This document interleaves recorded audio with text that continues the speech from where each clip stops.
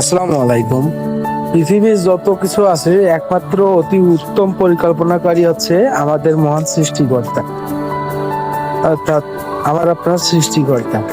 তো আপনি একটা জিনিস দেখেন যে আপনি যেগুলো প্ল্যান করতেছেন বা যেগুলো কাজের উদ্দেশ্যে বের হচ্ছেন, খাইতেছেন, চলাফেরা করতেছেন, আল্লাহ তাআলা আপনাকে এটা করার জন্যই বলছে। এবং কারণ তা না হলে আপনার তো রিজিক জুটবে না রে ভাই। এই জায়গায় একটা জিনিস দেখেন, আপনি যে নামাজের পর পর বেয়ারবেজি হচ্ছেন রিজিকের উদ্দেশ্যে, আপনি জানেন কি আপনার গন্তব্যে আপনি পৌঁছাতে পারবেন? তদরূপ আমরা কিন্তু জানি না, না জানিয়েও কেন জানি আমরা একটা ভয়ঙ্করের পরিবেশের মধ্যে যাইছি, যেটা দেখা যাচ্ছে একটা যে অনীহা আমাদের মাঝে থাকে যায়। ভাই এটা কখনো অনীহা করবো না আমরা, যেহেতু সৃষ্টিকর্তা আমাদের ইবাদতের জন্যই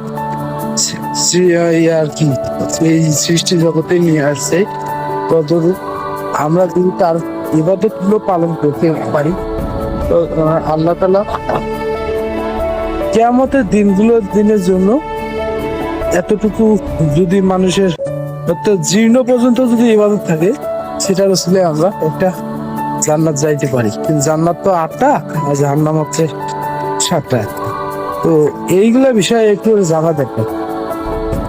ভালো কাম আরো অন্যান্য যে বিষয়গুলো আছে।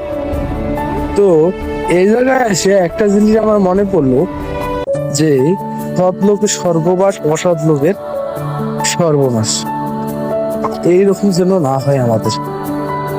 আমরা সাধু সেজে ভালো কাজ করার জন্য চেষ্টা না করি। যেমন অসাধু থেকেও ভালো কাজ করাটা অতি উত্তমের, এই আর কি। তো সবাই ভালো থাকবেন, সুস্থ থাকবেন এবং 5 ওয়াক্ত নামাজ পড়ার আহ্বান জানিয়ে আমি আমার ভিডিও শেষ করতেছি। সামনে কোনো ভিডিওতে দেখা হবে। আসসালামু আলাইকুম।